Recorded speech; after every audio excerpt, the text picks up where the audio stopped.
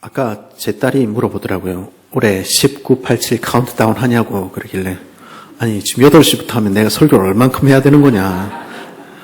그럴 수는 없다. 집에 가서 하자. 이렇게 얘기를 했습니다. 그리스도의 안에서 사랑하는 새순가족 여러분, 살다 보면 우리는 무언가 잘못되어 가는데 하고 위기감을 느끼는 순간들을 만나게 됩니다.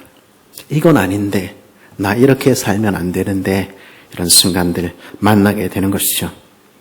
그러면 어떻게 합니까? 여러분은 어떻게 하십니까?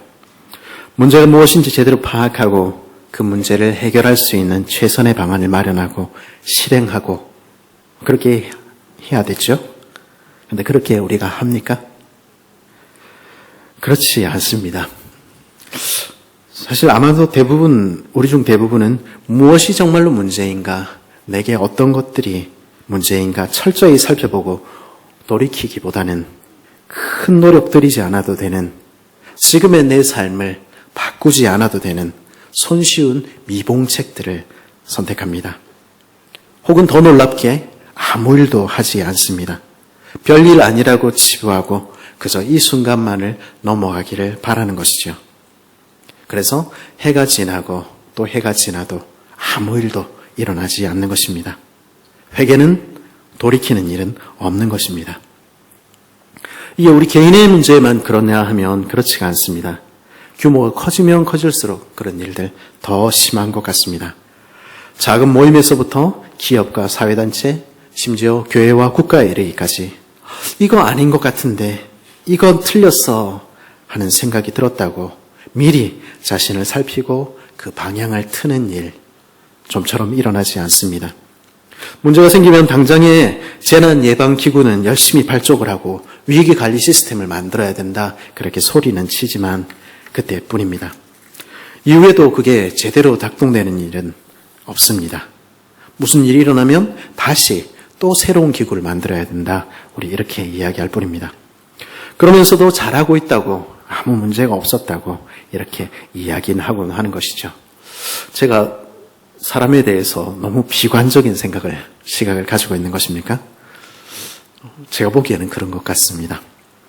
그런데 문제는 언제까지나 우리가 그렇게 넘어갈 수는 없다는 것입니다. 시간은 만병통치약이 아닙니다. 시간은 감정을 마모시켜줄지는 모르지만 그러나 진짜 문제들을 해결해주는 법은 없습니다.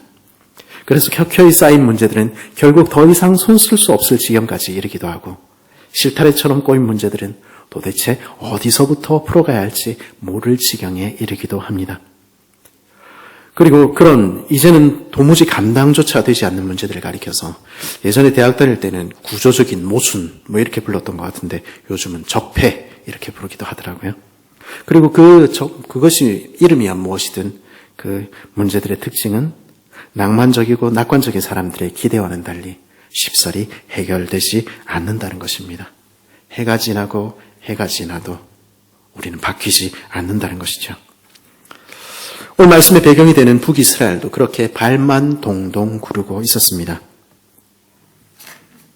기껏 당대의 강대국 아람에 맞설 수 있는 부강한 나라 만들기 위해서 여리고성을 재건하고 페니키아 시돈의 공주 이세벨과 결혼하여 결혼 동맹도 체결했는데, 그래서 그 당시에 그 팔레스틴에서 최강의 국가를 만들었는데 사마리아로 수도를 옮기고 이제는 번영의 시대를 구가하는가 했는데 어느 날 그 모든 것들이 사실은 그 모래성 위에 쌓아 올렸던 것을 알게 된 것입니다.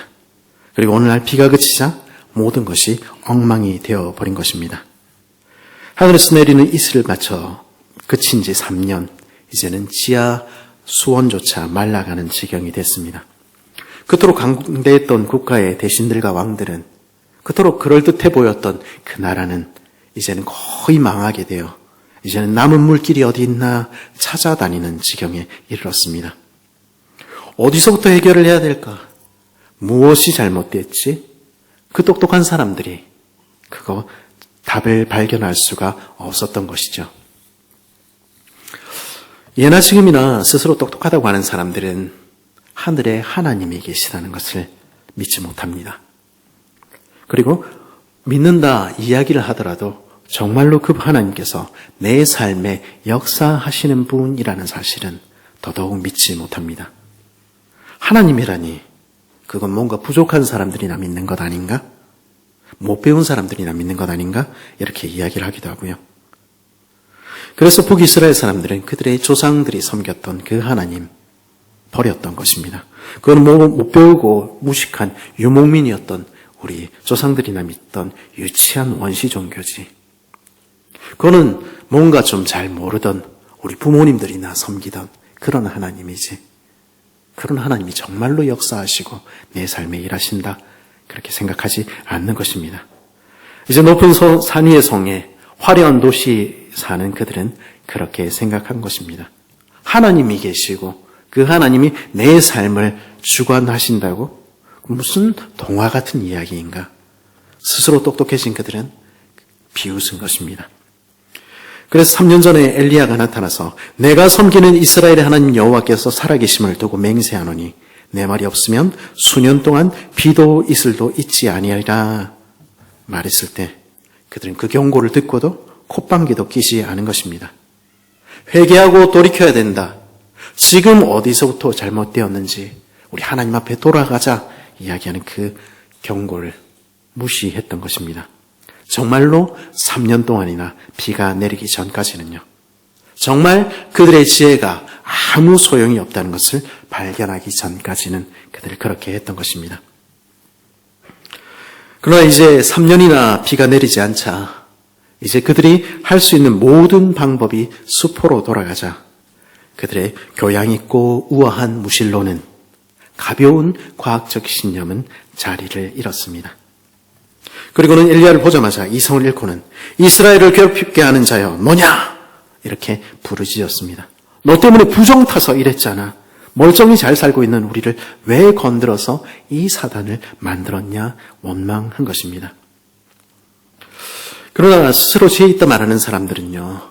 그 순간에도 하나님께 돌아가는 법은 없습니다.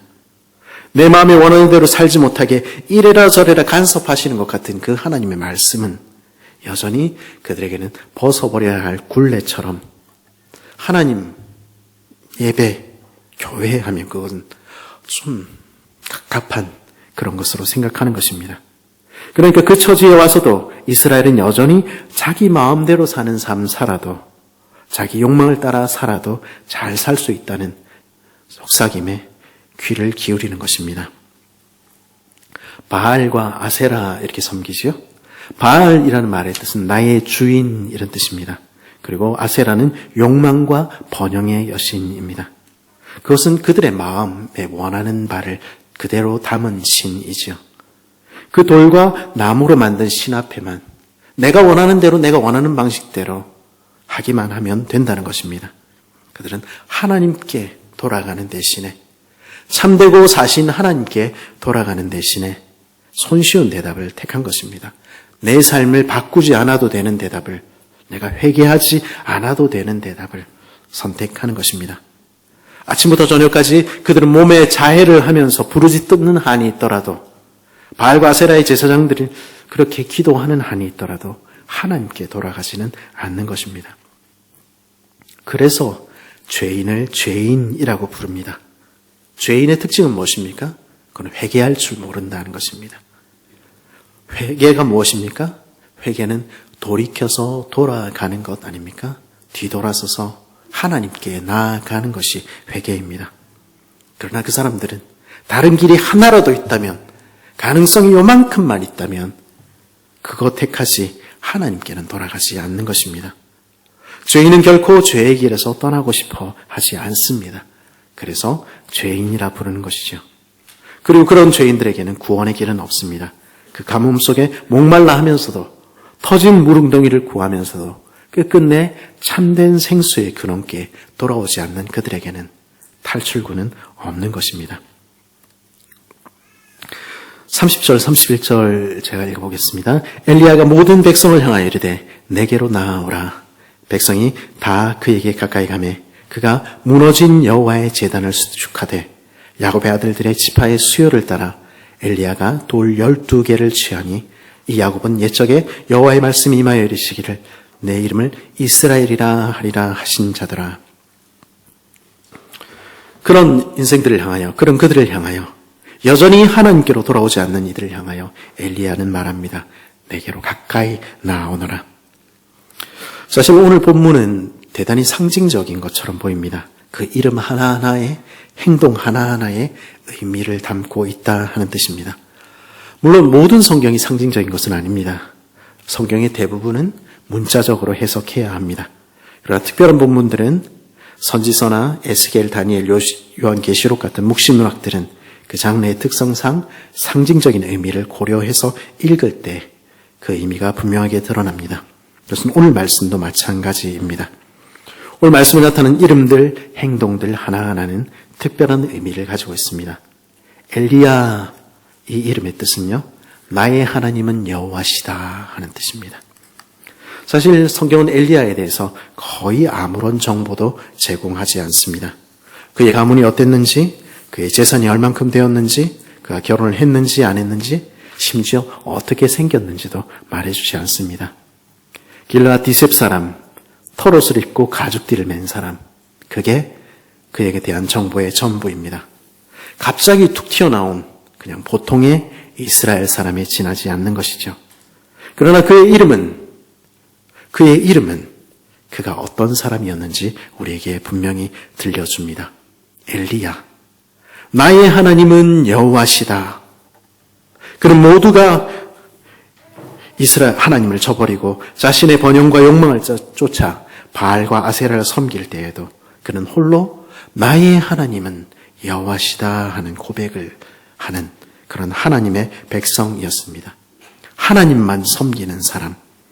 마지막 남은 하나님의 백성인 그가 하나님 백성됨을 잃어버린 이스라엘을 향해서 그 백성들을 향해 부르는 것입니다. 내게로 나아오라. 그리고는 홀로 무너진 여호와의 제단을 다시 세웁니다. 어떤 학자들은 이 부분을 옛날에 여호와의 제단이 여기 있었는데 그것이 무너져 방치되어 있던 것을 다시 고쳤다 생각하지만 그것이 성경적인 근거를 가진 것은 아닙니다. 오히려 이제 북이스라엘 모두가 하나님을 저버려서 무너진 신앙의 제단을 이제 다시 쌓는다 하는 의미로 보는 것이 적절할 것입니다. 모두가 지금 하나님의 말씀을 굴레로 여기며 벗어 던지고 자기 마음대로 살아가는 그때 이스라엘이 하나님의 언약을 떠나서 이제는 내가 야곱의 아들들이었다는 그 사실조차도 잊어가는 그때 엘리야만은 말씀을 귀히 여기며 그 말씀의 생명을 걸고 말씀에 기록된 대로 다시 제단을 쌓고 있는 것입니다. 잘 다듬은 돌로 만든 크고 화려한 바알과 아세라의 제단 대신에 그 베델의 제단 대신에 출애굽기의 21장 25절에 명한 대로 손조차 되지 않은 사람의 손으로 다듬지 않은 그 초라한 바위 12개를 가지고 와서 하나님의 제단을 다시 쌓고 있는 것입니다. 야곱의 아들들의 지파의 수요를 따라 엘리야가 돌 12개를 취하니 이 돌 12개는 이 초라한 돌 12개는 야곱의 지파들의 숫자를 따른 것입니다. 그 옛날 여호수아가 요단의 강물 속에 세웠듯이 길갈의 이스라엘 12지파와 하나님의 언약을 상징하는 12돌을 세웠듯이 이제 엘리야는 그 사실을 하나님 기억하시도록 12개로 만든 제단을 쌓으며 부르짖고 있는 것입니다.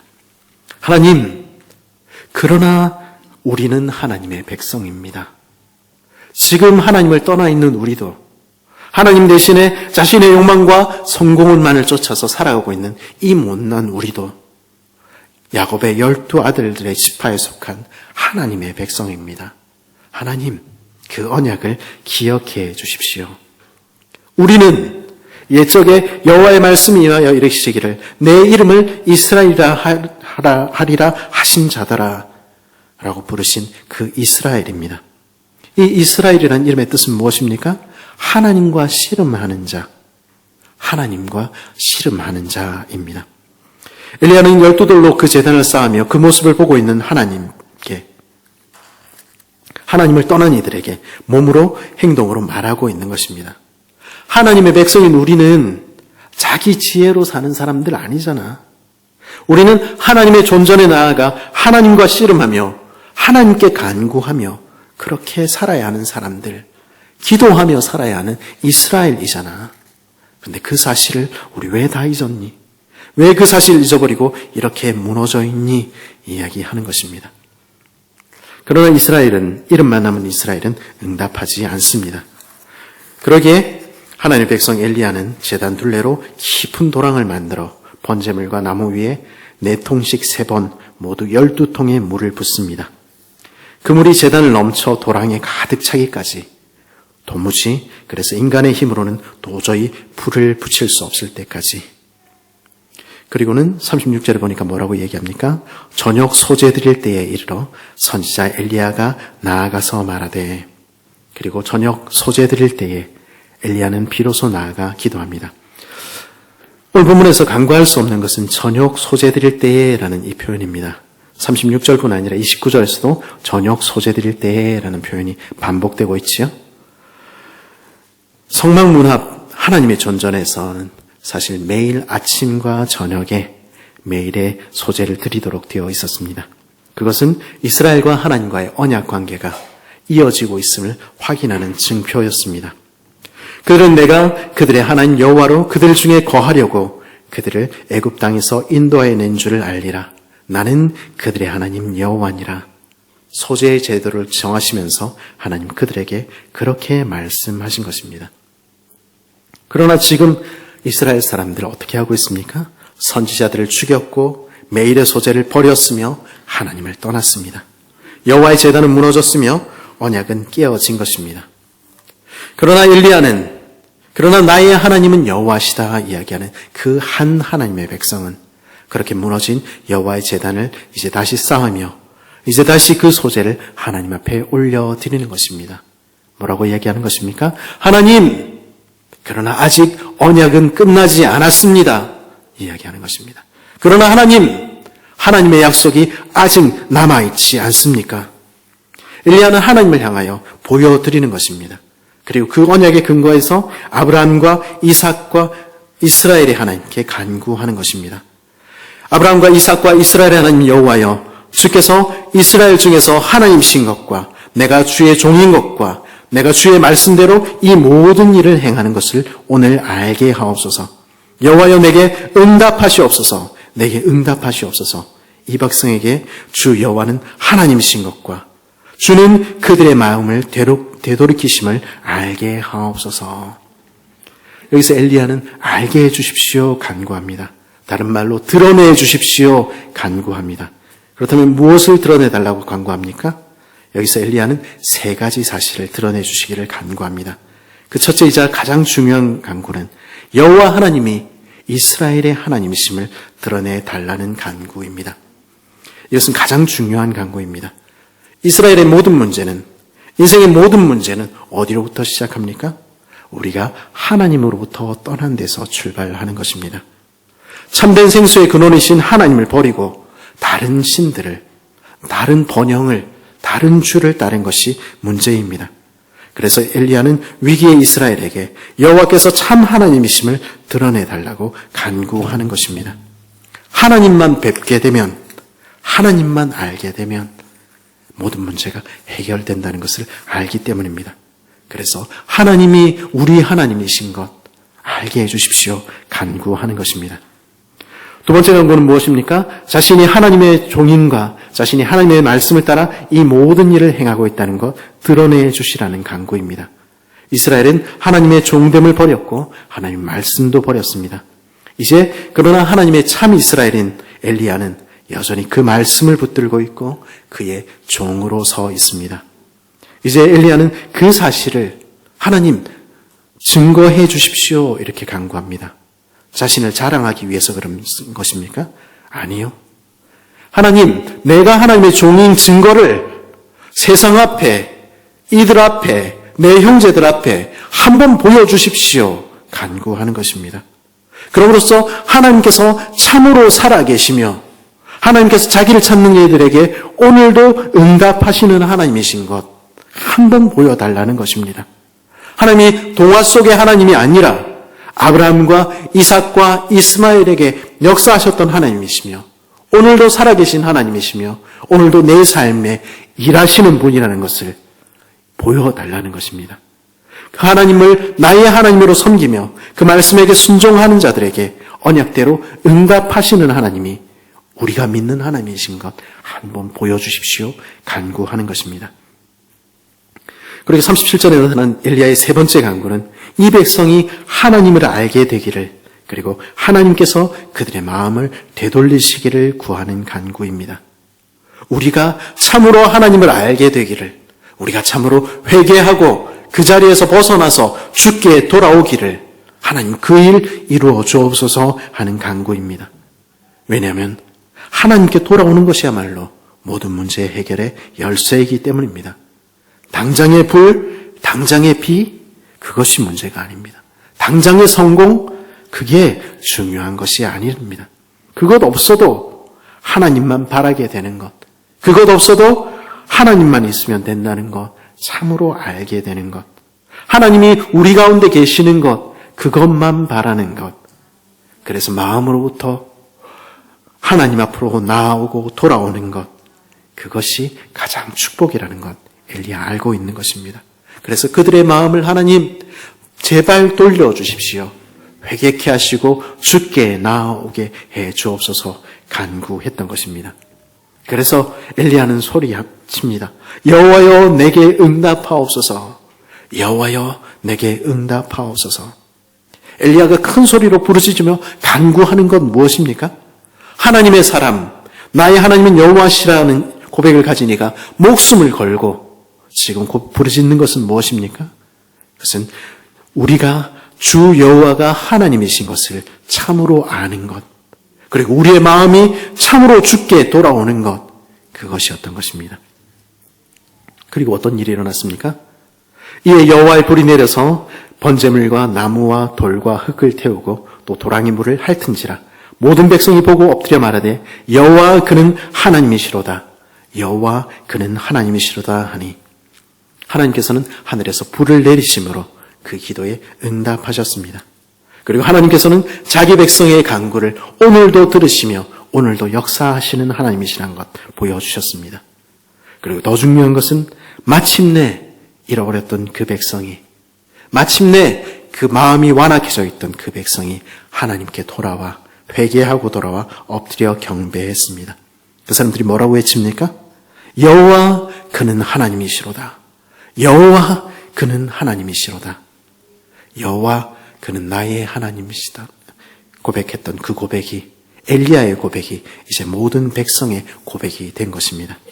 하나님께서는 그 마음을 돌이키신 것입니다. 그리고 그 다시 쌓은 제단 위로 비가 내렸습니다. 그리고 가난 그들의 심령에 비가 내렸으며 이스라엘은 새로워졌던 것입니다.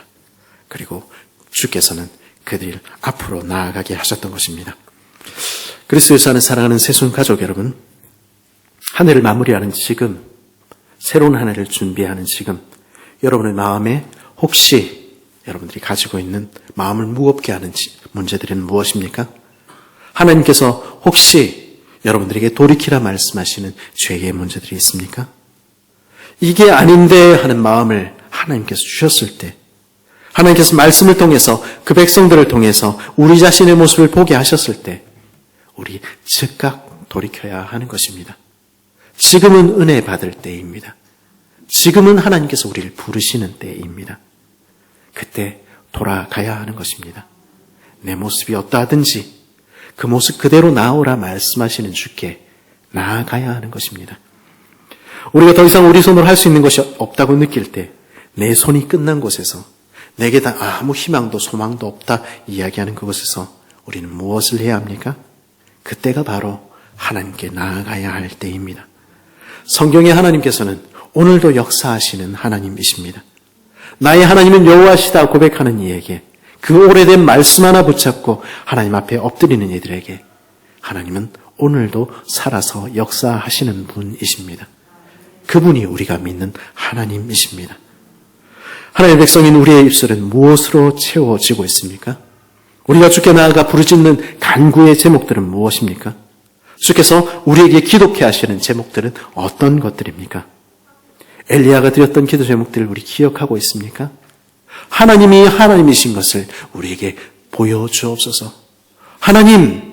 하나님께서 오늘도 우리 삶에 역사하여 주옵소서. 하나님, 잃어버린 주의 백성들을 다시 돌이키시는 그 일 일하여 주옵소서. 그래서 하나님께서 주 이스라엘 백성 이스라엘 중에서 세계 중에서 하나님심을 드러나게 하옵소서. 우리로 말씀 따라 살게 하옵소서. 올해의 마지막 시간이 그리고 새로운 한 해가 이러한 기도로 채워지는 우리 되었으면 좋겠습니다. 그래서 무너진 제단을 다시 쌓으며 우리가 하나님께 돌아가는, 하나님께 나아가는, 그리고 그 제단에 내리는 하나님의 성령의 은혜의 단비를 마음껏 맛보는 그러한 새해 되기를 간절히 바랍니다.